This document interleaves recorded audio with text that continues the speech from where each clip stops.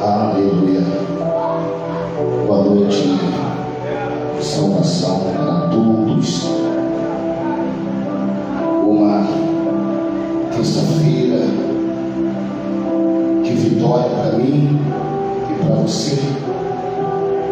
Nesta noite estamos aqui direto da igreja, onde nós vamos estar dentro de uma aula bíblica. O Espírito Santo separou esta terça-feira para dar aulas, escola de profetas, e estarei usando a revista da CPAD com o tema Os Ataques contra a Igreja de Cristo, as sutilezas de Satanás nestes dias que antecedem a volta de Jesus Cristo. A primeira lição foi as sutilezas de Satanás contra a Igreja de Cristo. Hoje a lição número 2 é a sutileza da banalização da graça de Deus. Então nós estaremos aqui nestas terças-feiras, se assim o Senhor aprover.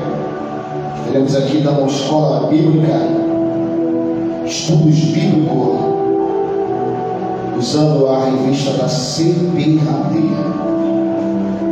E você aí, amado ouvinte da palavra, você que ama as sagradas escrituras, talvez você que queira aprender um pouco sobre Bíblia, sobre histórias bíblicas, te convido para você estar aqui conosco às terça-feira, para você aprender um pouco mais das palavras do nosso bondoso mestre.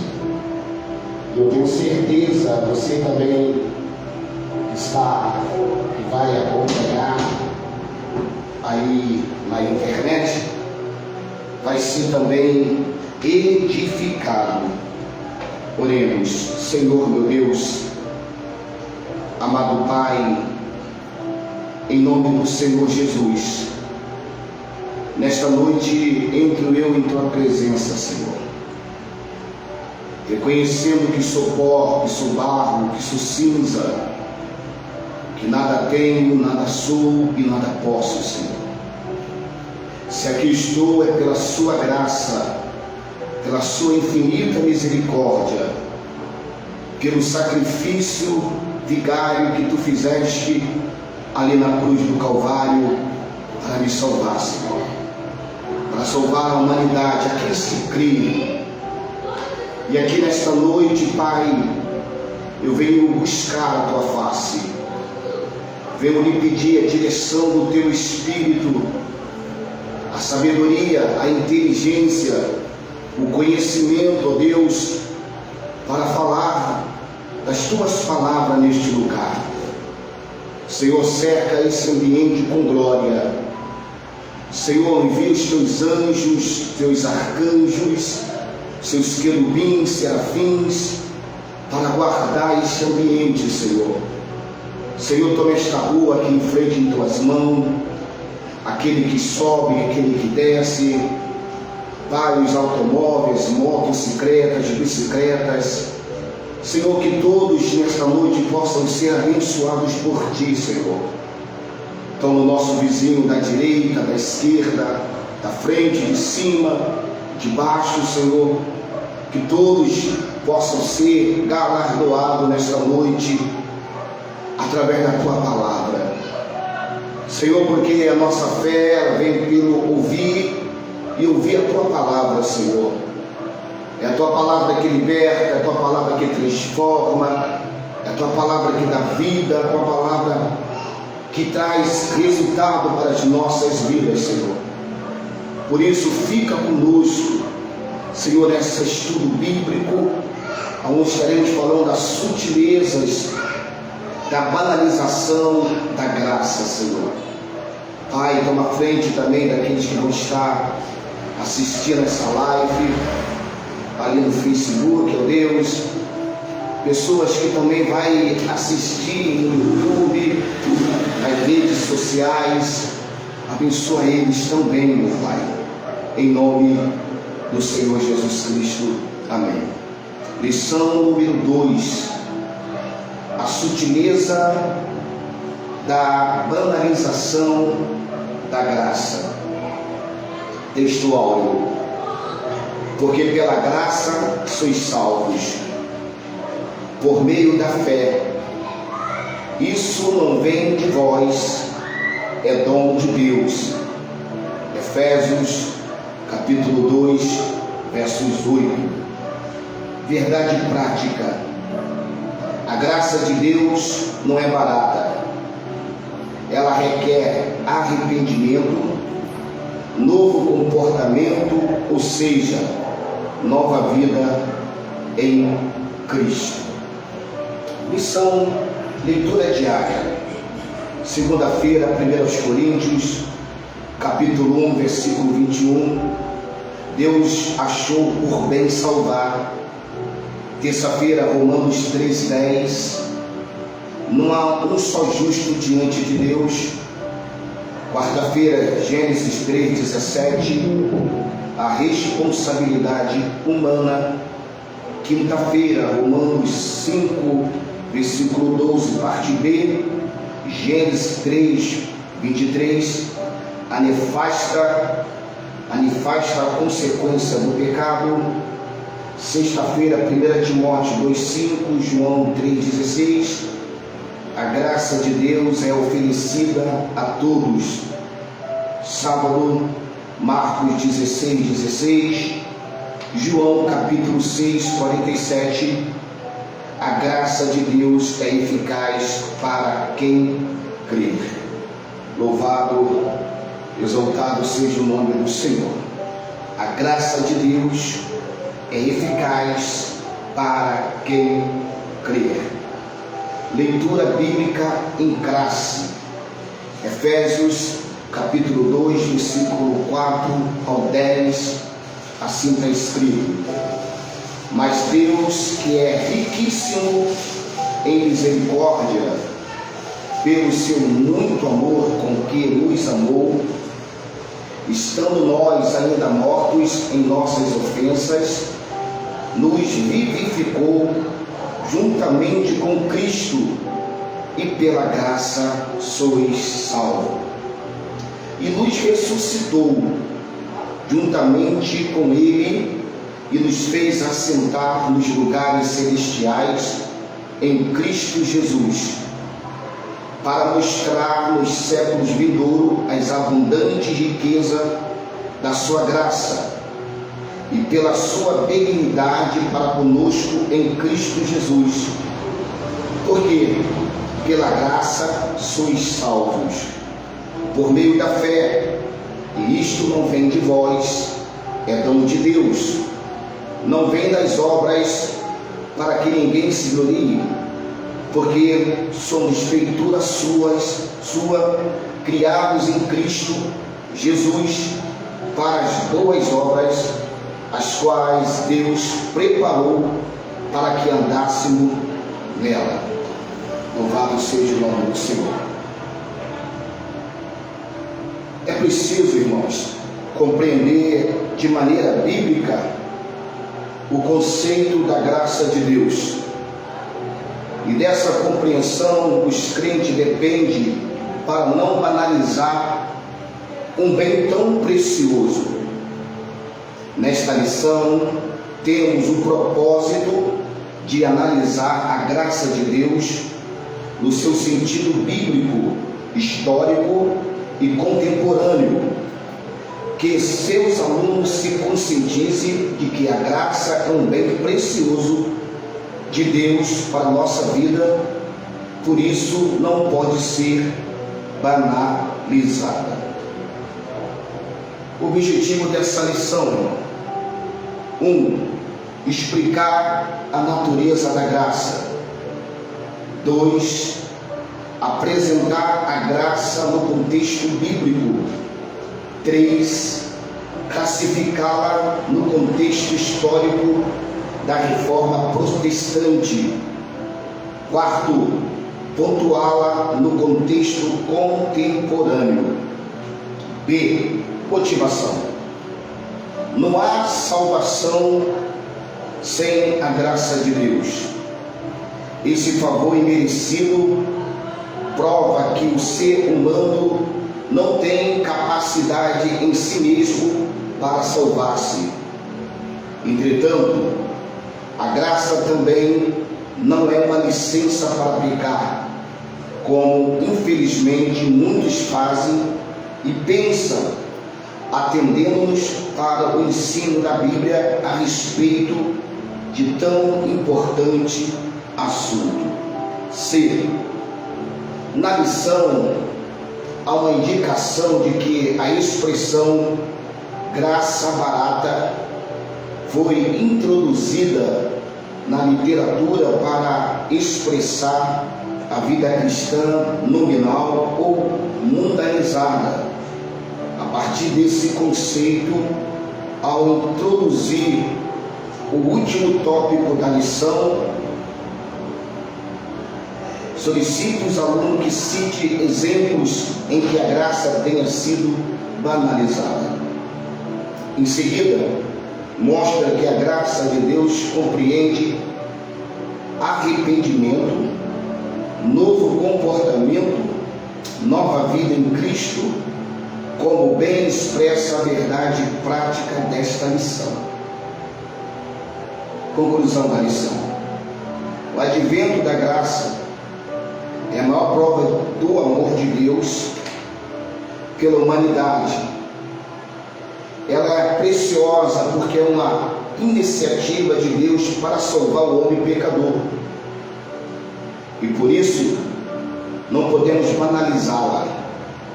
Ela revela um alto preço que foi pago pelo nosso Senhor e Salvador, Jesus Cristo. Nós estamos na dispensação da graça de Deus.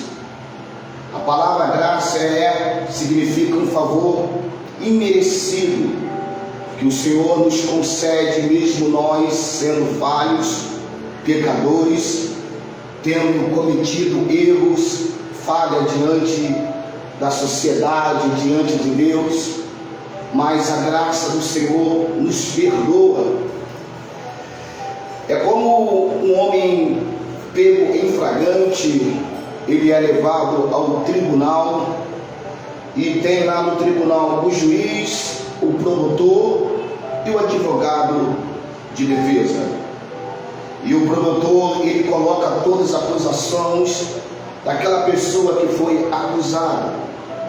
O juiz está ali observando, analisando, e o advogado, ele está ali para advogar a causa daquela pessoa que está sendo acusada. O juiz, ele dá um veredito aonde ele condena aquela pessoa pelo erro, pelo crime que ele cometeu. Mas Jesus Cristo, pela sua graça, pelo seu favor, ele nos perdoa.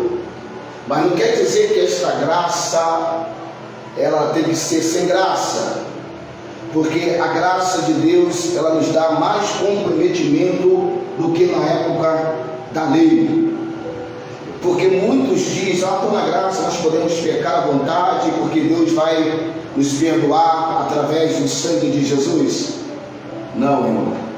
A graça, o poder da graça é nós nos arrependermos dos nossos pecados, se arrependermos das nossas transgressões e ter uma vida transformada e viver e ter uma nova vida com Cristo. Louvado e exaltado seja o nome do Senhor. Nós vamos nessa matéria, nessa segunda aula, falar sobre a banalização da graça de Deus. Deus, ele quis agir com graça para todos os homens, sem que eles merecessem. Por isso, essa graça é um favor imerecido. A palavra-chave desse estudo desta noite é banalização. Introdução. Nesta lição, estudaremos sobre a graça de Deus, e não há dúvidas de que nos últimos anos os cristãos têm demonstrado um maior interesse em conhecer melhor a doutrina da graça. Nesse sentido, pode-se dizer que há um despertar da graça. Contudo, para muitos, esse ensino continua ainda ofuscado. Nesse aspecto, pode-se dizer que a doutrina da graça tem sido mal compreendida e, portanto, mal assimilada e, consequentemente, desvirtuada. Muito do que se prega e se ensina como sendo o Evangelho da Graça nada mais é do que uma forma deturpada da graça. É a graça barateada. Tópico 1. Compreendendo a graça. 1. A graça é divina. 2. A graça é imerecida. 1. A graça é divina. Ao se afirmar que a graça é divina, se quer dizer por isso que a sua origem está inteiramente em Deus. Foi Ele quem quis agir com graça. O testemunho bíblico é que aprove a Deus salvar os homens. 1 Coríntios 1:21. Isso significa que a origem da graça, bem como a iniciativa da salvação, é o ato de Deus. A graça, portanto, tem origem no céu e ninguém pode se salvar a si mesmo. Então nós dependemos, para ser salvos, nós dependemos da graça de Deus. Não é pelos nossos esforços humanos, não é pela nossa força, não é pelas nossas obras, não é pelos nossos sacrifícios, ou não é pelo tempo que nós possamos ter na presença de Deus. A graça, ninguém pode se salvar por si mesmo. Se não fosse a graça, nós estaremos todos condenados. A graça é imerecida. Vamos entender o que é isso. A graça é um favor imerecido. Isso significa que ninguém a merecia e nem tinha como merecê-la. De fato, a Escritura diz que não há justo nenhum sequer. Romanos 3:10. A nossa justiça própria é como trapo de imundícias.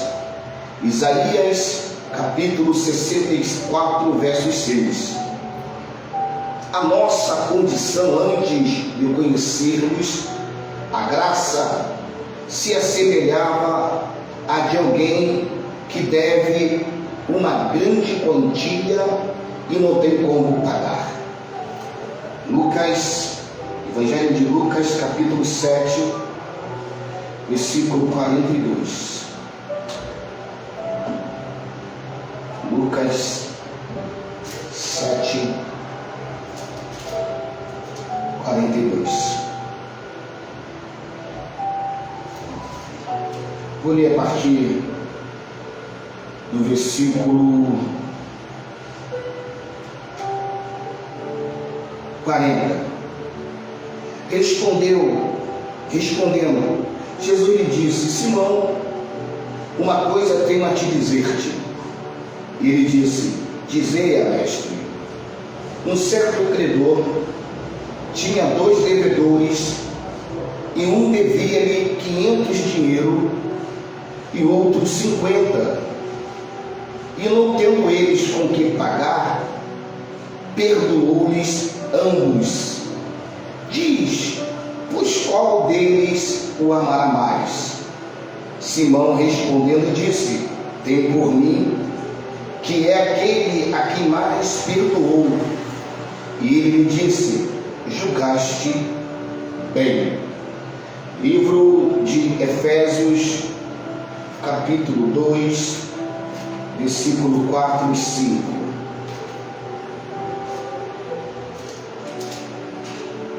Efésios, capítulo 2,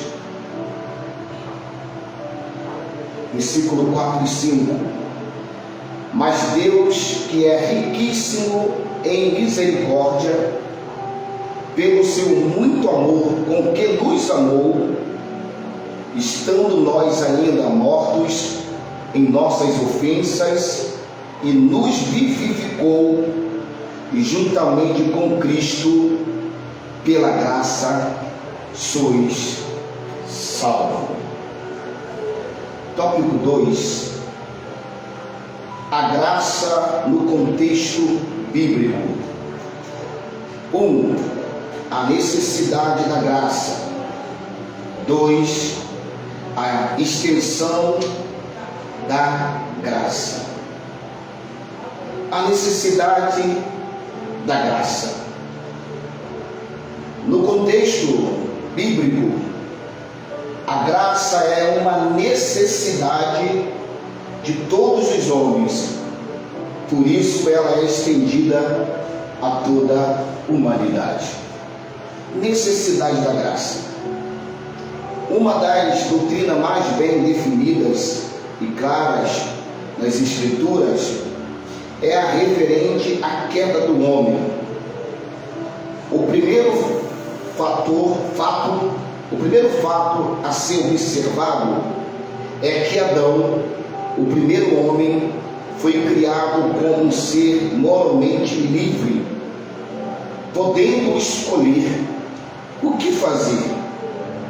A Escritura diz que Adão foi tentado. Gênesis 3, 6. Livro do Gênesis, capítulo 3, versículo 6. Ele foi tentado. E viu a mulher que aquela árvore era boa para se comer, agradável aos olhos, e a árvore desejável para dar entendimento. Tomou do seu fruto e comeu, e deu também a seu marido, e ele comeu com ela. Então aqui está dizendo que, a Escritura está dizendo que Adão foi tentado, mas não coagido a pecar. Tentação é uma coisa, coagir é outra. Gênesis capítulo 2, versículo 16 e 17.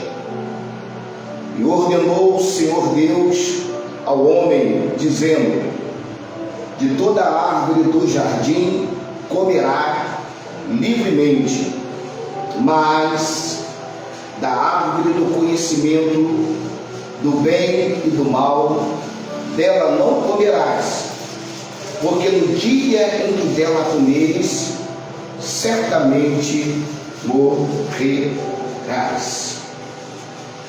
Deus o responsabilizou por sua desobediência.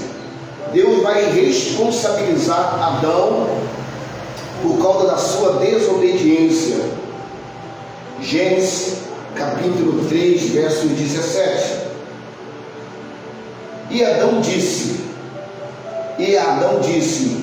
porquanto deste ouvido a voz de tua mulher, e comeste da árvore de que te ordenei, dizendo, não comerá dela, maldita é a terra por causa de ti, e com dor comerá dela todos os dias da tua vida.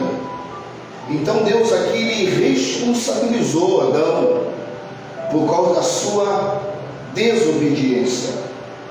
Ele sabia que não era para comer, ele sabia que não era para tomar aquela atitude.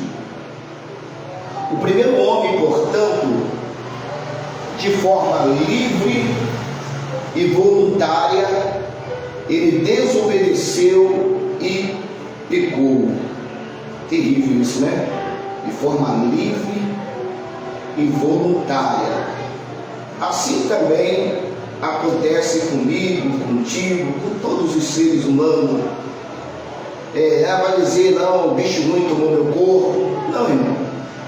A gente pecando de forma livre, consciente dos nossos erros. Não adianta jogar a culpa para os outros. Romanos capítulo 5, versículo 12, a parte B do versículo. 5:12. E pelo pecado a morte, assim também a morte passou a todos os homens, por isso que todos pecaram. O segundo fato é que a queda do homem produziu consequências tanto para ele como para sua posteridade. Adão era o cabeça da raça, e como tal, todos os homens estavam sob os seus lombos. Ninguém, portanto, ficou fora da esfera do pecado. Tendo caído do pecado, o homem não podia por si mesmo se libertar. E uma das consequências advindas da queda foi a necessidade da satisfação da justiça divina. Por isso, a justiça de Deus exige a punição do pecado. Isso porque Deus, sendo justo e santo, não deixaria o pecado impune. Contudo, assim como Deus é justo e da mesma forma Ele é amor, isso é denominado pelos teólogos como a doutrina do duplo amor de Deus. O amor de Deus e a justiça. O amor de Deus à humanidade. Se por um lado a justiça divina exige a punição do pecado, por outro lado, o amor de Deus pela humanidade levou a prover a cruz como meio da justificação. 1 Timóteos 2:5. Primeira carta a Timóteos 2:5. Louvado seja o nome do Senhor. Porque há um só Deus, um só mediador entre Deus e os homens, Jesus Cristo, homem. Louvado, exaltado seja o nome do Senhor. João 3:16.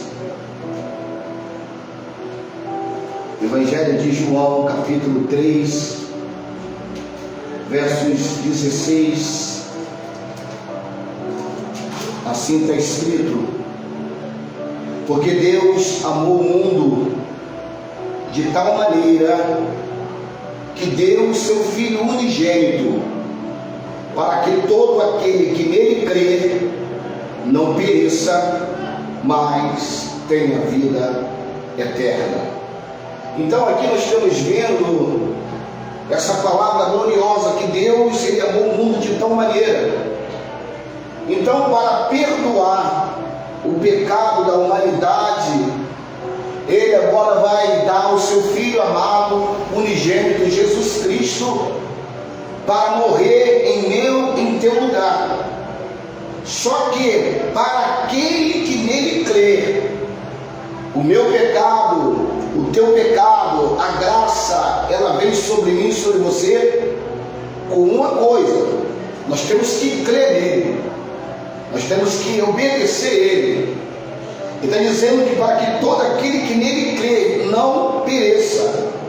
Agora, quando a pessoa não crê, quando a pessoa não crê na morte vicária, na morte da cruz de Jesus, a própria palavra diz que ela mesmo já está condenada. Então Deus, ele, no seu infinito amor, na sua graça, ele deu o Filho dele, através do sangue dele derramado no nosso favor, para nos perdoar.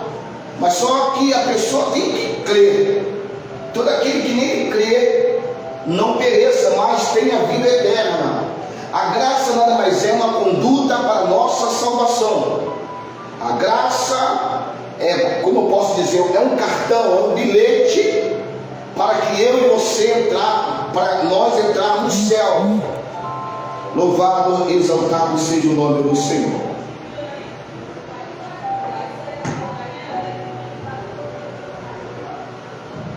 Vamos lá.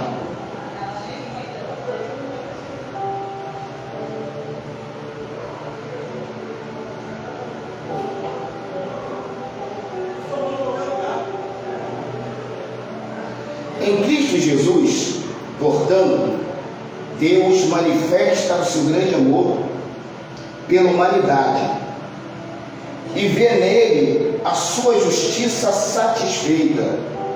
Ou seja, Deus, além de ser um grande juiz que pune o pecado, que odeia o pecado, mas mesmo assim Deus também é amor. E ele dá o seu Filho amado Jesus Cristo, por amor à humanidade, e vê através de Jesus nele a sua justiça satisfeita. 2. A extensão da graça. As Escrituras afirmam que Deus quer salvar a todos. Primeiro livro de Timóteo, capítulo 2, versos 4. Que quer que todos os homens sejam salvos e venham ao conhecimento da verdade. Então Deus, ele quer que todos os homens, todos da terra, eles venham ser salvos. Deus não fez o homem para a perdição eterna, para o lago de fogo e enxofre, não. Deus fez o homem para que todo o homem seja salvo através de crer no Senhor Jesus Cristo. O homem tenha uma vida transformada, uma vida liberta, uma vida de um novo nascimento. Vamos lá. Deus ama todos os homens. Logo, o mais vil pecador, no lugar onde estiver, é amado por Deus, e por isso deve ser alcançado. O alcoólatra, o adúltero, o homicida, etc., todos serão aceitos por Deus se receberem a graça divina. Cristo Jesus. Essa graça é extensiva a todos os homens, ela é universal. Contudo, essa graça não é universalista. Uma coisa não tem relação com a outra. O universalismo prega que todos, independente de credo, religião ou arrependimento ou comportamento, serão salvos. Ao contrário, a graça é universal, porque é estendida a todos os homens, todos os que se arrependerem e confessarem a Cristo podem ser salvos. Então, se o pior pecador, o pior homem da humanidade, se ele se arrepender, se ele se confessar, esse homem ele pode ser salvo. Mas tem um lado da sociedade que eles falam, do universalismo, que a pessoa peca, erra, não precisa de comportamento, não precisa de arrependimento, não precisa de conversão, ela será salva. Isso é errado. Aí nós estamos barateando a graça de Deus. Para a graça de Deus te alcançar, me alcançar, todos que se arrependerem, tem que haver um arrependimento, tem que confessar Cristo, pode ser salvo. Ou seja, a pessoa vai mudar a conduta dela, o jeito de agir, o jeito de pensar, o jeito de falar, o jeito de ser, vai haver uma transformação, vai ser visível. As atitudes daquela pessoa vai ser visível que realmente houve um arrependimento, houve uma confissão, ela se tornou uma nova criatura. Então, ela pode ser, ela é salva. Louvado, exaltado seja o nome do Senhor. A graça é oferecida a todos. Livro de Tito, capítulo 2, versos 11. Tito 2:11. Porque a graça salvadora de Deus se há manifestado a todos os homens. Ou seja, a graça de Deus está em manifesto para qualquer um se apropriar dela. Contudo, só se torna eficaz, atenção, contudo, só se torna eficaz na vida daquele que crê. Então esse poder, essa salvação, só vai ser eficaz na vida da pessoa se ela realmente crer. Crer significa obedecer. Vamos lá, Marcos, Evangelho de Marcos 16:16. Evangelho do Senhor Jesus Cristo, segundo escreveu Marcos, capítulo 16, versos 16.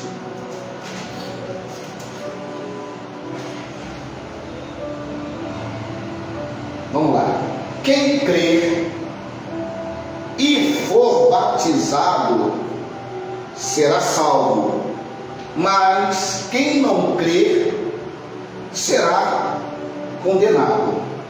Então, irmão, para nós essa graça é oferecida a todos, só que tem um porém.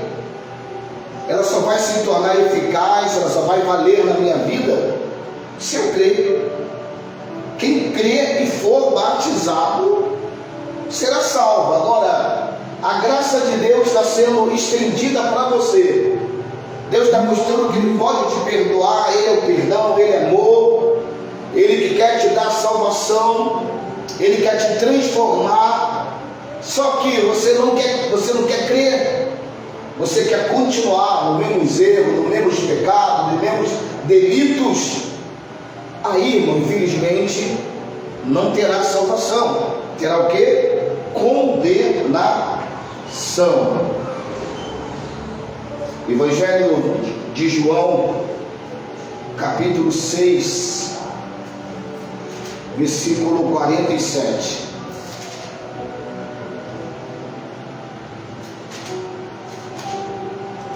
Evangelho de João, capítulo 6, versículo 47.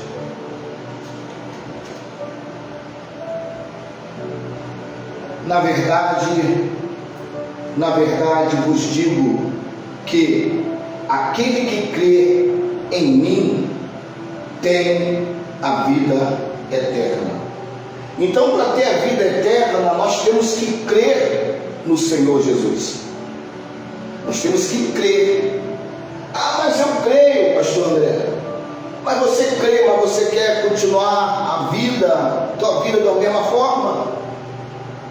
Ela é extensiva, ela pode estender o mais vil pecador, o alcoólatra, o adúltero, o traficante, a prostituta, o assassino.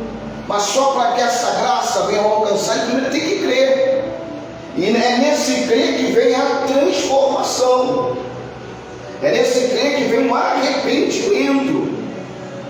Então, João 6,47, ele está dizendo, na verdade vos digo, que aquele que crê em mim, esse crê aqui, volto a dizer, obedece a mim, aquele que confia em mim, aquele que se entrega a mim, esse tem a vida eterna. Então, irmão, a graça de Deus nos conduz à salvação, à vida eternal, ao lado do Pai, do Filho, do Espírito Santo. Louvado seja o nome do Senhor. No contexto bíblico, a graça é uma necessidade de todos os homens.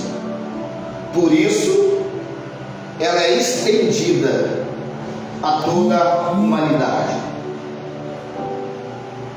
Deus, irmão, ele tem direito de estar irado. Como, pastor André? Deus irado? Sim. Vamos entender isso. Muitos não entendem, porque confunde a ira divina com a raiva humana. Ambas têm poucas coisas em comum. A ira dos homens é tipicamente autoacionada e inclinada a explosões de tempestades e atos violentos.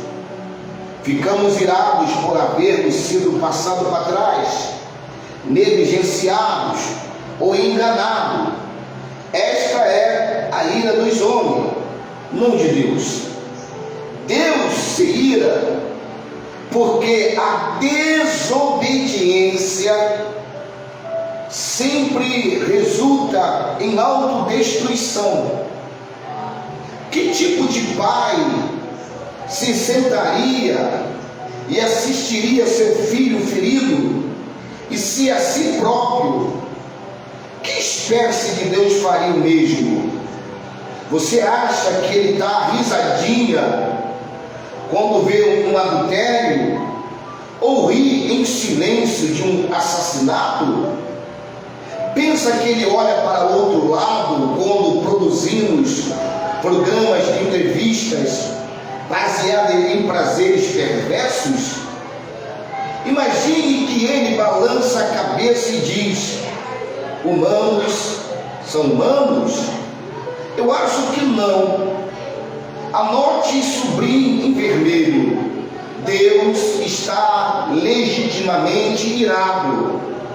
Deus é santo, e os nossos pecados são uma afronta à sua santidade. Deus, ele fica irado, irmão, quando nós desobedecemos. Ele sabe que aquela desobediência, ele sabe que aquele pecado que eu e você fazemos vai trazer consequência para nós mesmos. Como aqui o comentarista falou, como um pai. Nenhum pai fica rindo vendo o filho apanhando, vendo o filho sendo preso, vendo o filho sendo espancado. Nenhum pai fica rindo. Não, irmão. Deus, ele, quando vê essa situação, quando o homem comete esses pecados, ele fica irado, irmão. Porque o nosso Deus, ele é santo, e os nossos pecados são uma afronta à santidade de Deus. Tópico 3.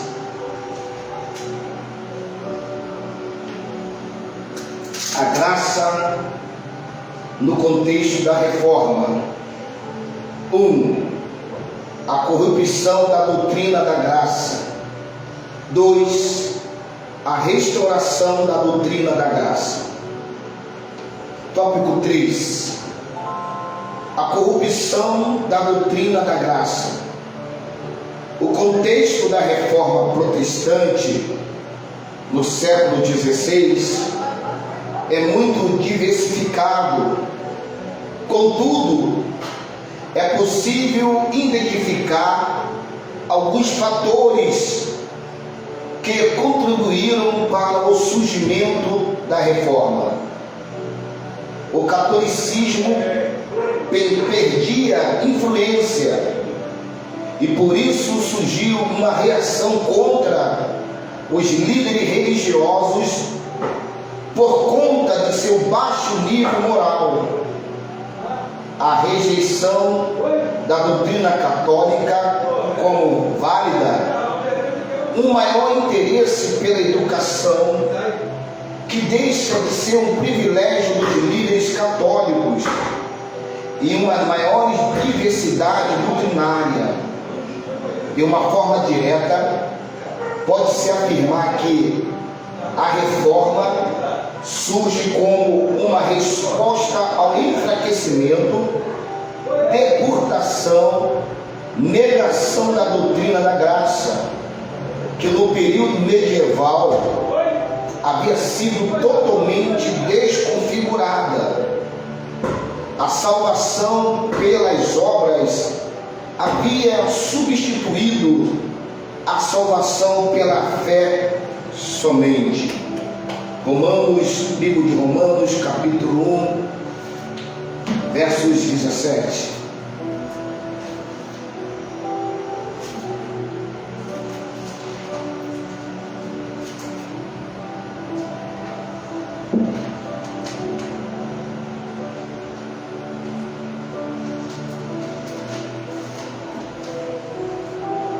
Romanos 1,17.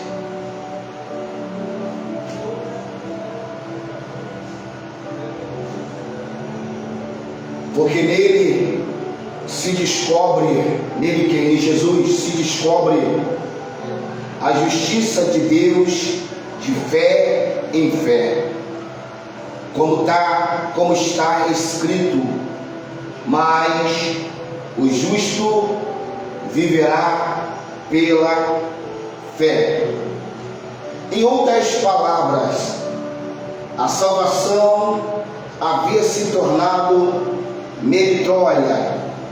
Naquela época, no século XVI, na época medieval, a Igreja Católica, eles comandavam a terra, França, Inglaterra, a igreja estava junto e eles colocavam indulgência para as pessoas ser salvas. Eles diziam que para as pessoas ser salvas eles tinham que pagar, eles tinham que dar terra, até mesmo eles prometiam que as pessoas seriam proprietárias daquela terra. E para ser salvo, bastava pagar, comprar. Já não era mais pela morte vicária do Senhor Jesus Cristo, não era mais pela graça. E o clero, romanos, o alto clero, as vidas deles, a conduta moral pessoal deles era de baixo conceito. Ou seja, aquilo ali foi afastando os seguidores, os fiéis. E como começou o afastamento, essa deportação, esse enfraquecimento, aí vai surgir a reforma protestante. Vamos lá, a restauração da doutrina da graça. Como foi observada a reforma, portanto, surge como uma reação à corrupção da doutrina da graça. Lutero, monge alemão agostiniano, se torna o principal porta-voz da doutrina pela fé somente. Posteriormente, o lema luterano seria conhecido como uma das 5 solas, sola gratia, só a graça. Os reformadores estavam também convictos de que somente através do retorno às Escrituras a doutrina da graça poderia ser restaurada. E foi por isso que lutaram, foi por isso que sofreram e até mesmo morreram A doutrina da graça não aceita mistura. É pela graça somente que somos salvos.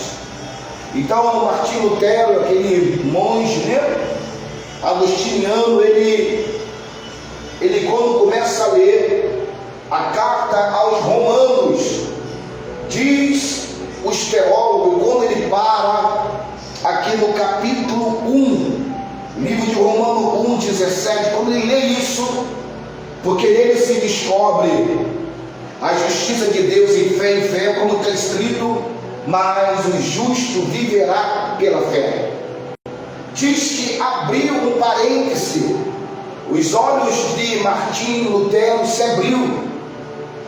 Deus se revelou através da sua palavra naquele homem, deu o discernimento, deu o entendimento que aquilo que a igreja no século XVI, na era medieval, estava fazendo, estava errado. Não precisava se sacrificar, se autoflagelar, não necessitava daquelas indulgências, não era necessidade daquelas obras, há uma necessidade somente que o justo viveria pela fé, ou seja, somente pela graça. Louvado, exaltado seja o nome do Senhor para todo sempre. Então, como foi observado, a reforma, portanto, surge como uma reação ao quê? A uma corrupção da doutrina da graça. Então houve uma reação, porque eles estavam ali, irmão, uma corrupção doutrinária da palavra, da graça de Deus. Então Lutero vai tornar o principal portador de voz. Ele vai dizer somente pela fé, somente pela fé. Interessante que através da luta deles no século XVI, muitas pessoas sofreram, até mesmo morreram, por causa a doutrina da graça não aceita mistura. Hoje nós temos vindo vários penduricários, um montão de coisa que está entrando na igreja, um montão de penduricário, um montão de simbolismo, coisas que eles lutaram para não ter, e hoje no século XXI eles estão voltando tudo.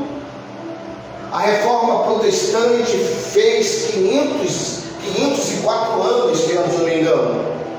Vai ser no dia 31 de agosto, é o dia da reforma protestante.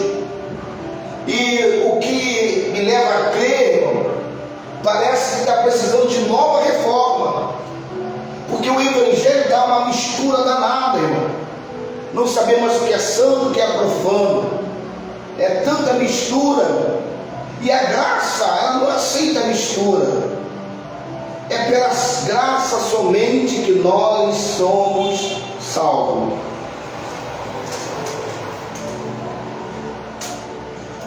A graça, no contexto da reforma, revela duas realidades: a corrupção da doutrina da graça e a restauração da doutrina da graça. Tópico 4. A graça no contexto contemporâneo. A graça barateada. Há muito a expressão graça barata foi introduzida na literatura para expressar a vida cristã nominal ou mundanizada. De fato, o evangelho expresso por alguns ensinadores não reflete mais a graça. Parece que quanto mais crescem, menos influência os evangelhos estão causando na sociedade. Urge volta para o evangelho da genuína graça de Deus, o valor da graça. Escrevendo aos Coríntios, o apóstolo da graça afirmou: vocês foram comprados por um preço. 1 Coríntios, capítulo 7, versículo 23. Você não pode esquecer, nós não podemos esquecer isso. Nós fomos comprados pelo preço. Não foi por ouro, não foi por metal, não foi por diamante, não foi por dólar, não foi pelo euro. Nós fomos comprados pelo preço.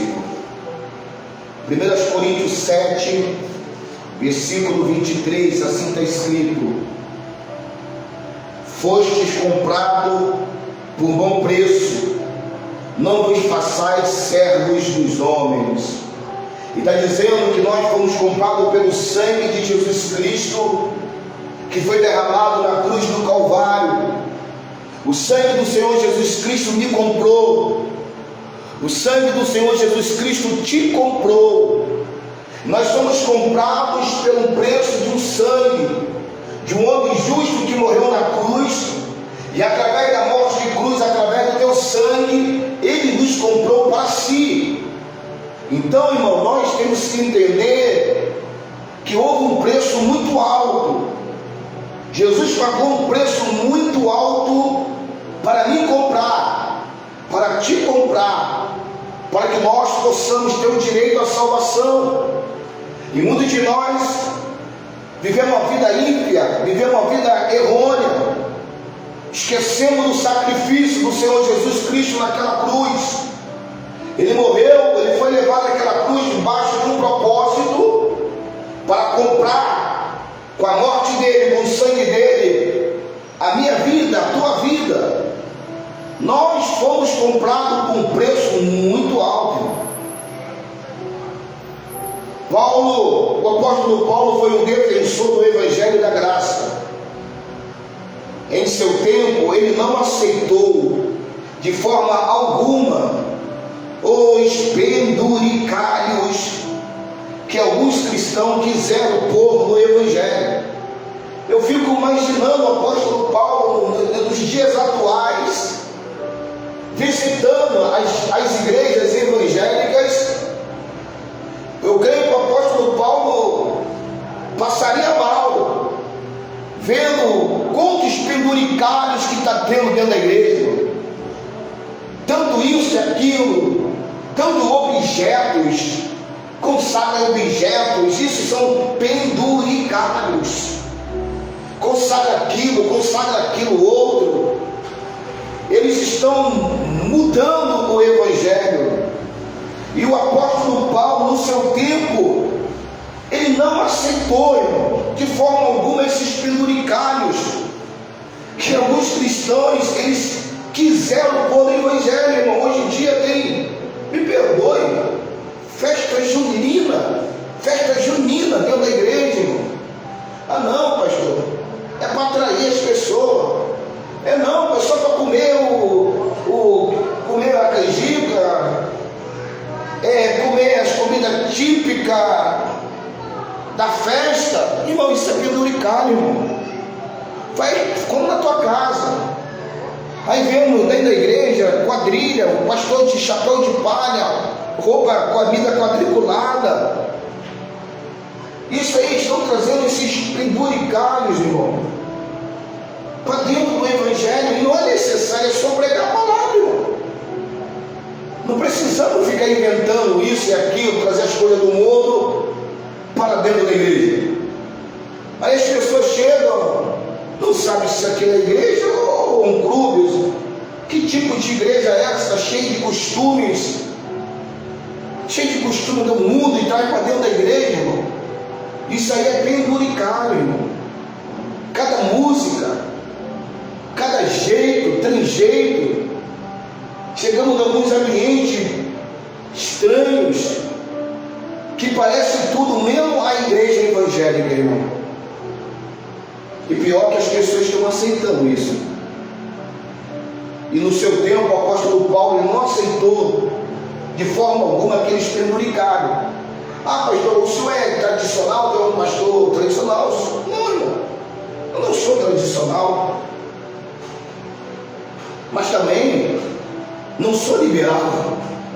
Há um consenso, há um meio termo, há um equilíbrio na minha fé. Há um equilíbrio no jeito de pregar, no jeito de dirigir a igreja. Tem os famosos tradicionais que não pode isso e aquilo, e tem alguns que são mais renovados. Não é porque nós estamos renovados que vamos trazer essas coisas para dentro da igreja, irmão. Que vamos trazer esses penduricalhos. A pessoa tem que ver para quê? Não, irmão. Nós não precisamos ver para crer. A gente crê sem ver. Não precisa tocar em nada, irmão. Quando você precisa tocar em alguma coisa, para tu obter tua cura, para tu obter teu milagre, já está desvirtuando, porque é pela fé. O que é fé? É certeza de coisa que se espera, convicção de fatos que não se vê. Então, quando tem penduricado, quando tem essas coisas, eu estou perguntando a graça de Deus. O apóstolo sabia do alto preço que custou a nossa salvação. Aí parece que alguns de nós esqueceram o grande preço que Jesus pagou para que eu e você aqui estamos. Acho que a pessoa esqueceu do preço de Jesus naquela cruz. Acho que ele esqueceu do sacrifício. Acho que ele se esqueceu que Jesus teve que morrer, receber aquela coroa de espinhos sobre a sua cabeça, receber aquelas chibatadas, ir para o Calvário, carregar uma cruz que não era dele, que era minha, era tua, para hoje colocar e introduzir dentro das igrejas isso. Para quê? Para atrair as pessoas. Porque as pessoas, para atrair público, elas fazem tudo. Para atrair público, para atrair pessoas para a sua congregação, eles fazem de tudo para atrair as pessoas.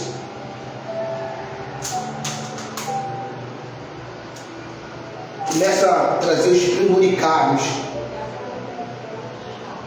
Só para o apóstolo saber o alto preço que custou a nossa salvação. O sangue de Cristo. A salvação é de graça, irmão. É de graça, mas o seu preço custou caro. Para ser salvo você não precisa pagar nada.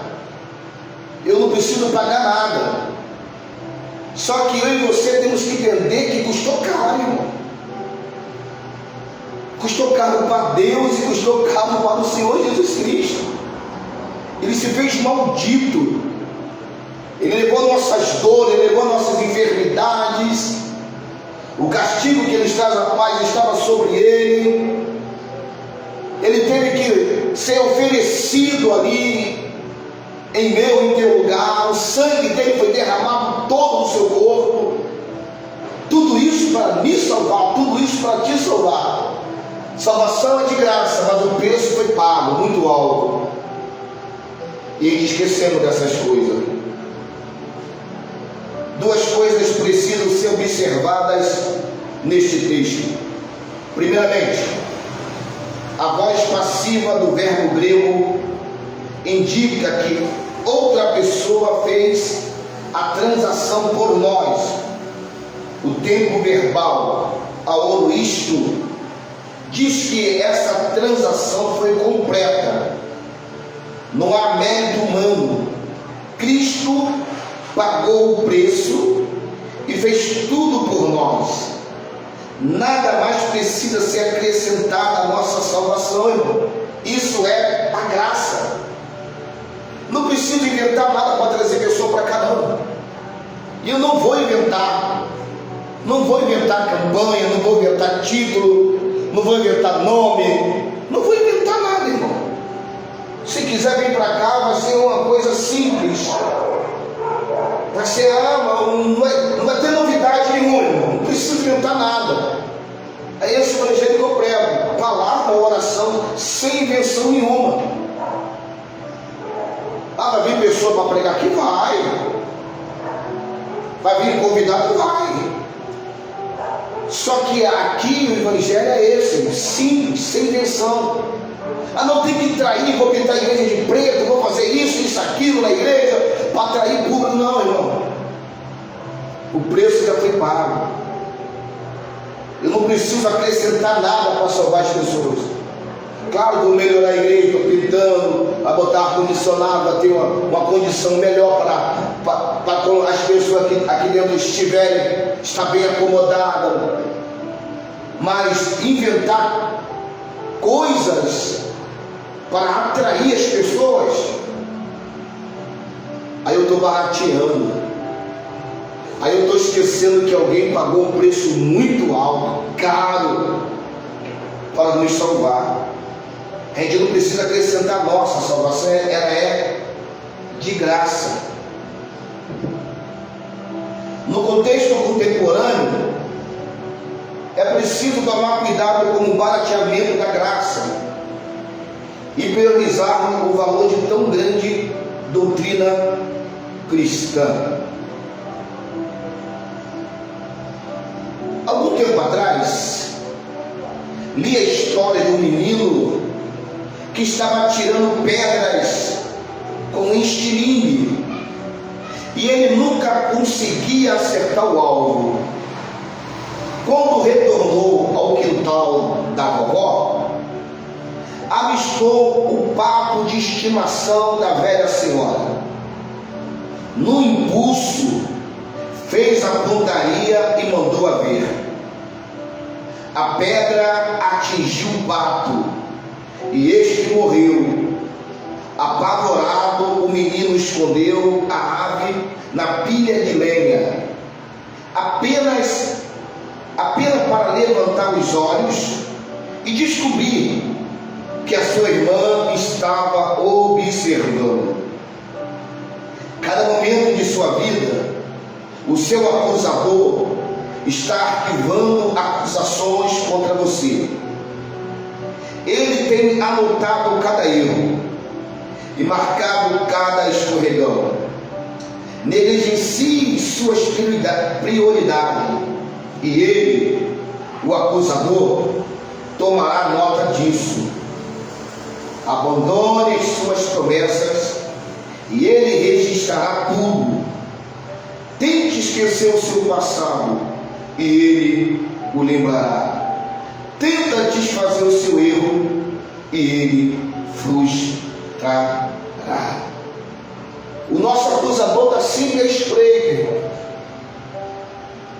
Ah, ninguém está vendo. Sim, Satanás está vendo os teus erros, os meus erros, aquilo que nós praticamos durante o dia inteiro. E ele está ali pronto para me acusar, pronto para te acusar. Mas pela graça nós somos salvos. O sangue de Jesus é passado sobre os meus e teus pecados. E eu e você somos perdoados pelo sangue de Jesus. Então nessa lição, partimos da necessidade de se compreender corretamente o que é graça de Deus. As pessoas que chegam na igreja, infelizmente, não tem estudos bíblicos, não tem escola bíblica dominical. As pessoas, elas são imbuídas, elas são envolvidas para ter só fé. Fé, só pedir, mas não conhece as Sagradas Escrituras, não conhece a Bíblia, não conhece a história. E nessa lição nós temos a necessidade de compreender corretamente o que é graça de Deus, porque às vezes a graça eu posso pecar à vontade. Estou na graça, eu não preciso tomar Santa Ceia, estou na graça, eu não preciso me batizar, estou na graça, não preciso casar, vou viver amasiado a si mesmo, estou na graça, não preciso contribuir com a igreja, estou na graça, não preciso fazer nada. Você sabe, não, irmão, essa graça é distorcida. E tem cristão que infelizmente nem sabe o que significa essa tal da graça. Então nessa lição nós partimos da necessidade de compreender corretamente o que é graça de Deus. E vimos que a graça de Deus foi entendida em diferente contexto. A Bíblia é sempre a régua através da qual qualquer entendimento da doutrina da graça precisa ser entendida, precisa ser medido. A Bíblia é sempre a régua através da qual qualquer entendimento da doutrina da graça precisa ser medido. Como verberou na Reforma, a Escritura continua ecoando em nossos dias. A salvação é somente pela graça. Então, amados, nós estamos terminando a nossa lição bíblica, os ataques contra a igreja de Cristo, as sutilezas de Satanás nesses dias que antecedem a volta de Jesus. A primeira lição foi a sutileza de Satanás contra a igreja de Cristo. Hoje, a segunda lição, a sutileza da banalização da graça. E na terça-feira que vem, nós estaremos aqui falando sobre a lição 3, a sutileza da imoralidade sexual. Vai pegar fogo esse negócio. Então você que mora aqui em Vila Isabel, aqui na comunidade, você que é o meu amigo aí no Face, vem estudar, irmão. Eu te passo essa matéria em PDF, trata do telefone, e eu vou te dar um PDF, você vai acompanhar essa matéria. Ou você pode ir lá na cidade, na Casa da Bíblia, ou na CPAD, ou alguma livraria, comprar a tua revista de aluno. Terceiro trimestre de 2022. Terça-feira que vem, se assim o Senhor Jesus nos permitir, estarei aqui nesse canal, estarei aqui na igreja aberta, está aberta. A igreja está em obra, pastor, está em obra, mas aqui o salão dá para a gente fazer essa escola bíblica. E você vem para cá, irmão, traga um lápis, uma caneta, um caderno, um bloco para anotar. Chegou o tempo de ter conhecimento. Diz a Santas Escrituras que o meu povo foi derrotado porque faltou o conhecimento. Então, irmão, conhecimento você tem que buscar. Você tem que assentar, aprender para buscar o conhecimento. Por bondade de Deus, já dou aula há mais de 20 anos de escola bíblica dominical. Eu também sou eterno aluno. Eu sou aluno de um professor, acho que eu creio que eu posso falar o nome dele aqui, Erlon Charles, dali da igreja Assembleia de Deus do campo de Vila Isabel. Eu faço parte das aulas dele há muito tempo, eu e minha esposa, há muito tempo mesmo, tem mais de 5 ou 6 anos, tem muito mais do que isso. A gente está sempre acompanhando, tem ali no grupo de WhatsApp as aulas dele, também tem um professor. Eu sou aluno, irmão. Tem outros professores, faço seminário, vou em seminário. O homem tem que sempre estar aprendendo, tem que estar sempre atualizado, para que você venha passar para outras pessoas. Se você quer buscar um pouco de conhecimento, pode vir terça-feira, 7h30 da noite. Nós estamos aqui na rua Armando de Albuquerque, número 9. Estamos aqui em frente à barraca do nosso amigo Joel, o Coco Louco. Aqui, se der 3 caixas aqui, está a igreja.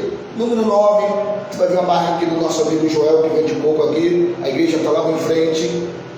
E você vai ser bem-vindo. Culto, quinta-feira, nós teremos culto. Vou estar convidando um irmão para estar aqui pregando aqui, irmão. Né? Porque ele está só eu pregando, é um pouco cansativo. A igreja está aí, irmão, para você vir buscar. Você que não tem uma casa espiritual, faça aqui na igreja Assembleia de Deus, Ministério Resgatando Almas Perdidas e Feridas, sua casa espiritual. Eu tenho certeza que aqui nesse lugar, através das Santas Escrituras, você vai aprender, vai ter um novo tempo de Deus na tua vida, debaixo da palavra, debaixo da obediência, irmão. Você vai conquistar coisas grandes. Deus vai te colocar em outros patamares, assim como falou, né, Bruno Henrique, né? Vamos estar em outro patamar de conhecimento, de sabedoria e inteligência e vivemos uma vida pautada dentro da palavra de Deus. Pai do Senhor, uma boa noite. E aí, Wilton, meus pêsames para você. Gostaria de estar no enterro da sua mãezinha, mas eu estava ocupado, mas eu tenho estendido a minha oração para toda a família de vocês, tá bom, irmão? Que Deus abençoe em nome de Jesus. Até quinta-feira estaremos aqui nesse canal, aqui no Face. Você pode compartilhar para outras pessoas, dá um like aí, irmão, faz um comentário se você gostou da escola bíblica, e você pode compartilhar para outras pessoas essa palavra desta noite, a banalização